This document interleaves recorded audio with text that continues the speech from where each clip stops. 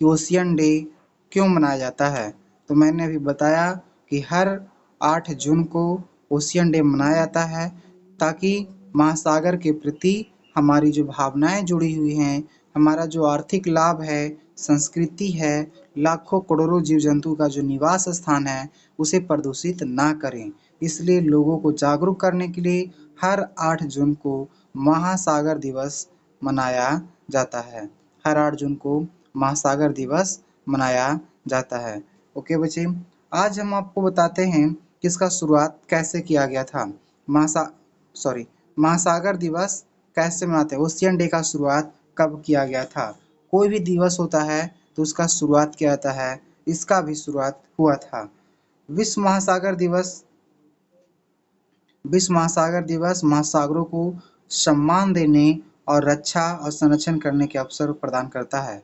जो ocean day है, यह ओशियन डे महासागर को, ओशियन को रिस्पेक्ट करने का दिन है। महासागर डे जो है, ओशियन डे जो है, इस दिन यह जो डे है ओशियन डे, इस दिन महासागरों को, ओशियन को रिस्पेक्ट करने का है। इसे जो है कंजर्व करने का है, प्रोटेक्शन प्रदान करने का, प्रण लेने का दिन है कि हम लोग इसको रक्षा करें, इसको बचाएं, इसको सजा कर रखें, संभाल कर रखें।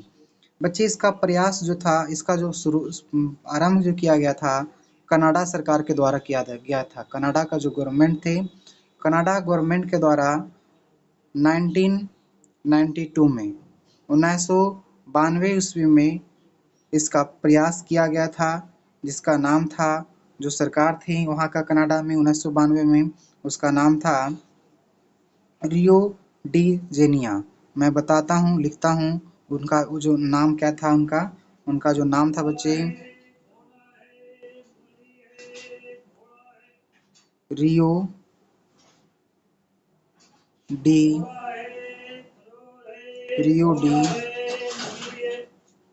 Janeiro. Rio de Janeiro Canada का सरकार थे 1992 ईस्वी में, 1992 में, 1992 में कनाडा सरकार थे। इन्होंने क्या किए कि एक पृथ्वी सम्मेलन चल रहा था, मतलब पृथ्वी सम्मेलन जो था, अर्थ सम्मेलन चल रहा था, उस सम्मेलन में ये पार्टिसिपेट किए थे कनाडा सरकार, और उसमें अपना प्रस्ताव रखा था कि जिस तरह से पृथ्वी सम्मेलन मनाया जाता है, उसी प्रकार से क्या होना चाहिए कि महासागर दिवस को भी मनाना चाहिए। और तो बच्चे, क्वेश्चन ये है कि प्रस्ताव किसने रखा था, तो कनाडा सरकार ने रखा था, कनाडा की गवर्नमेंट ने रखी थी। 2008 में यह प्रस्ताव रखा गया था, और इसके बाद जो है यूनाइटेड नेशन में चर्चा हुआ, इस पर जो है संयुक्त राष्ट्र इस पर चर्चा किया, और दिसंबर 2008 में, दिसंबर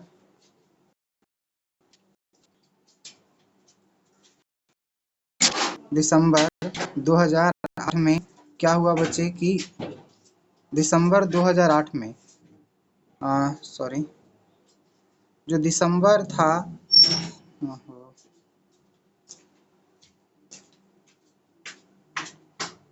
दिसंबर 2008 में, दिसंबर 2008 में क्या हुआ बच्चे कि यह घोषणा कर दिया गया कि 8 जून को, बात समझिएगा, दिसंबर मतलब 2008 के अंतिम में, वर्ष 2008 के अंतिम में, अंतिम मंथ में यह घोषणा किया गया कि 8 जून को महासागर दिवस, ओशियन डे मनाया जाएगा। संयुक्त राष्ट्र सब ने क्या किया, दिसंबर 2008 में रिकॉर्ड घोषणा किया कि 8 जून को विश्व महासागर दिवस को आधिकारिक तौर पर मनाया जाएगा। और तब से हम लोग हर साल, मतलब 2008 से महासागर दिवस, वर्ल्ड ओशियन डे को मनाते आ रहे हैं, और हर साल 8 जून को महासागर दिवस मनाते हैं। अब इस मनाने के पीछे और भी कई कारण हैं। संयुक्त राष्ट्र संघ जो इसको मान्यता दिया था, द्वारा हर साल विश्व महासागर दिवस मनाया जाता है। इसके जरिए महासागर के महत्व को लोगों को समझाया जाता है। हम लोग महासागर दिवस जो मनाते हैं, इस महासागर दिवस मनाने के, ओशियन डे मनाने के पीछे कारण होता है ताकि लोगों को यह बताया जाए कि महासागर, हम ओशियन बहुत इम्पॉर्टेंट है। ओशियन जो है हम लोग के लिए बहुत इम्पॉर्टेंट है, क्योंकि इसमें इंसान प्राणी और अलग-अलग प्रकार का जो जीव जंतु है वह इस पर डिपेंड करता है। आप इसे पॉल्यूट ना करें, इससे हमारी धार्मिक आस्था जुड़ा हुआ है, धार्मिक विश्वास जुड़ा हुआ है, आर्थिक विश्वास, आर्थिक गतिविधियाँ जुड़ी हुई हैं। इन सारे वजह से आज जो है आधुनिक के दौर में हम महासागर को पॉल्यूट कर रहे हैं। तो सबसे बड़ा योगदान ये होता है कि हम महासागर को पॉल्यूट ना करें, प्रदूषित ना करें।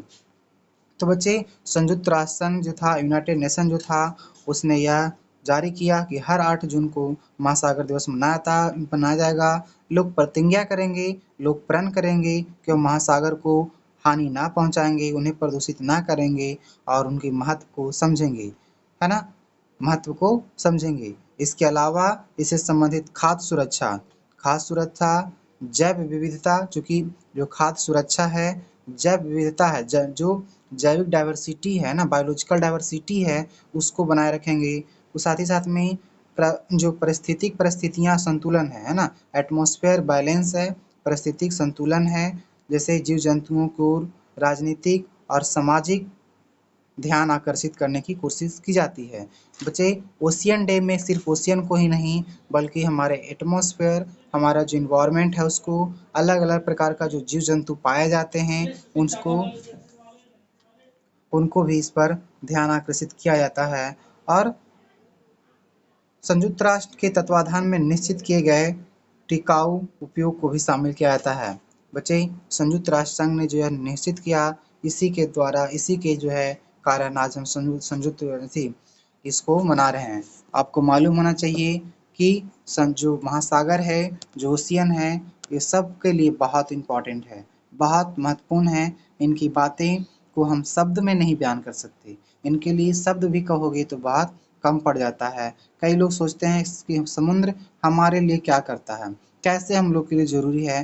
तो बच्चे, लाखों करोड़ों जीव हैं जो उनकी आज हमको जानकारी भी नहीं हो सकता, जानकारी भी नहीं है, और कुछ जीव के बारे में जानकारी हमें प्राप्त है, उनका निवास ओशियन में है।